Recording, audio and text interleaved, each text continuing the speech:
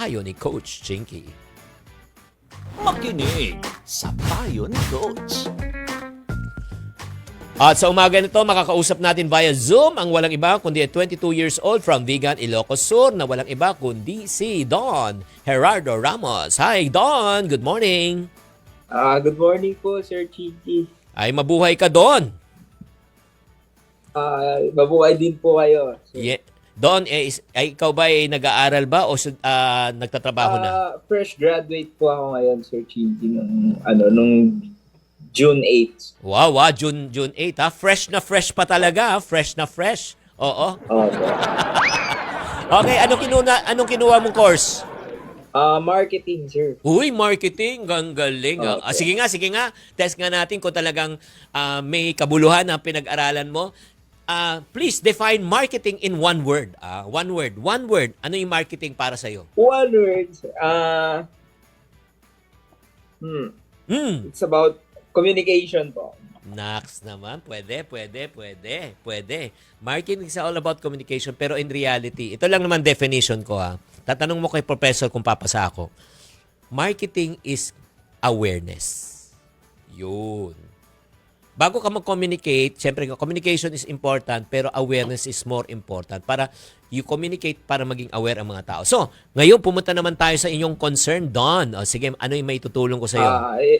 Yes po. First question, sir, is sa tingin niyo po, ano pong magandang business model po para sa mga fresh grad po?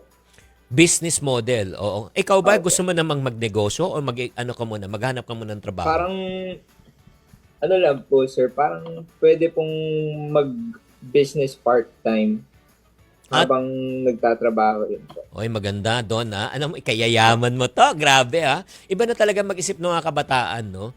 Oh, maganda yan. Una, syempre, maghanap ka muna ng trabaho para makagain ka ng experience. Ito lang suggestion ko, Don. Huwag ka mamili ng trabaho. Kahit na medyo hindi siya parang align sa ginagawa mo, tanggapin mo pa rin. Kasi ang goal mo, hindi naman kumita agad. Siyempre, may sweldo yan. May minimum na sweldo yan. Pero ang goal mo is to gain experience. That's number one. Okay? Yan ang una. And then number two, pag nag-gain ka ng experience, that's a time na pwede ka na maghanap na talagang ng trabaho na talagang pasok sa gusto mo at sa pinag-aralan mo. Pangatlo, habang ikaw ay nagtatrabaho, doon ka na rin pwede kang mag-side hustle or mag-sideline.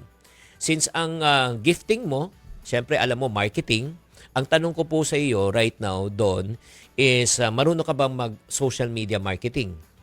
Marunong ka ba? Yes po. Yes. Ayun.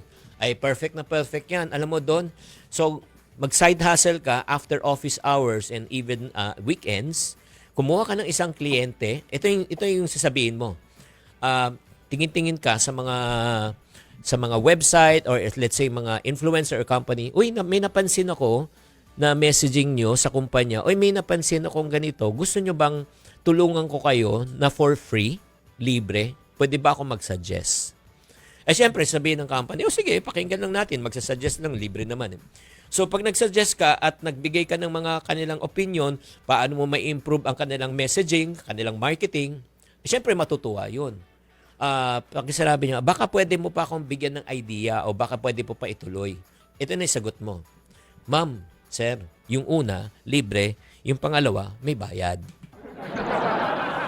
So, yun na, pwede ka na magkaroon ng kliyente. So, wag kang masyadong transactional. Ang goal mo muna as a new graduate is to gain experience to build relationship.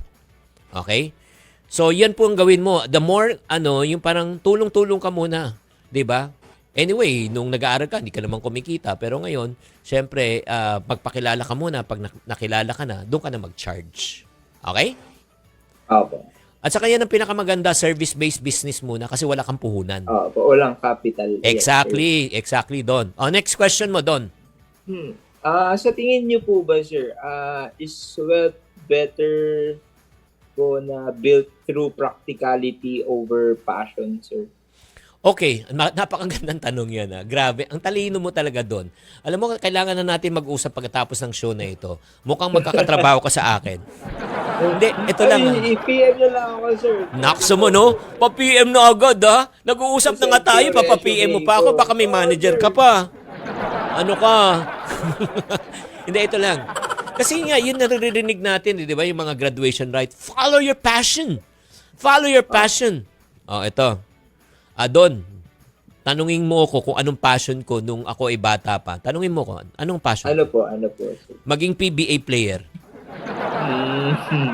Ano nangyari, sir? Eh, ang height ko kasi 5'5" eh. Oo. Eh, siyempre naman, passion ko yan, pero hindi ako, hindi yan ang gifting ko, hindi yan ang talent ko, hindi yan ang skill ko. Nagigets mo? So, number one, before you follow your passion, you ask yourself, what are you good at? Saan ka ba magaling? Di ba? Then I realize, ang kagalingan ko talaga, siyempre, aside from good looks, at huwag ka kukontra. Sir.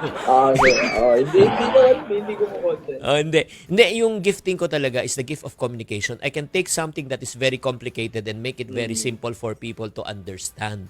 And then I turn that gifting to become my passion. And then my passion becomes my vocation. And my vocation becomes my profession. And my profession gives me monetization. So, nagigets mo, alamin mo kung saan ka talaga magaling. Doon ka muna mag-focus. And turn yung kagalingan mo to become your passion. Okay? Maliwanag? Okay, last question. Go. Ay, sir. Yun lang po yung sir. Mga tanong kong napaghandaan ngayong Ay. araw. Wala, hindi ka handa. Eh, paano kita makakaya? Ay, Hindi, sige, Don, ganito ang gagawin pagkatapos ng session natin na ito. Pagkatapos ng session na ito, I really want to talk to you. Let's look at the opportunity and possibilities. Pero bago ka umalis, meron akong i-challenge sa iyo sa Hula Mo Ipon Challenge ng mga iponaryo. Dito, magpapakita tayo ng money jar, ha? Meron tong laman. Yes, sir. Okay, ito tagbe-20 to, ha. Direct, pa-focus natin para makita to ni Don. Yes, maraming salamat. Tagbe-20 to. Hulaan nyo kung magkano tong tagbe-20 na ito. Ayan, kung ilang 20 pesos yan. Ang pinakamalapit na hula po ay syempre mananalo ng 1,000. Saktong hula, 2,000 piso. Ang gagawin lang, pupunta lang kayo sa 1PH Facebook page at gamitin ng hashtag hula mo, ipon mo, hashtag clean fuel. Hashtag hula mo, ipon mo, hashtag clean fuel. At syempre naman, doon kayo maghuhula. 2 hula lang po ang pipiliin po natin, ha, mga kapatid. So, hulaan mo na to, Don. Kung magkano ribs to. Magkano ribs? Siguro, sir, nasa 600 po. 600 pesos. Okay, isa pang hula. 800. 800 pesos. 600 at 800 hula ni Don Gerardo. Yes, Don. Ito lang, bago kita pakawalan, ha. Tanungin ko kita personal na question. Kaano-ano mo si Don Pepot? Wala po. Wala. Oh, Don, shout out ka na. Bumati ka na. Shout out po pala sa kina Joaquim Redulme tsaka Yuri Edulia for making this possible. Tapos sa girlfriend ko po. Kay Eliza. Ano pangalan ng girlfriend mo? Eliza po, Eliza. Buti naman. Hindi yung mga iba kasi anonymous kasi maraming girlfriend. Di po. Thank you,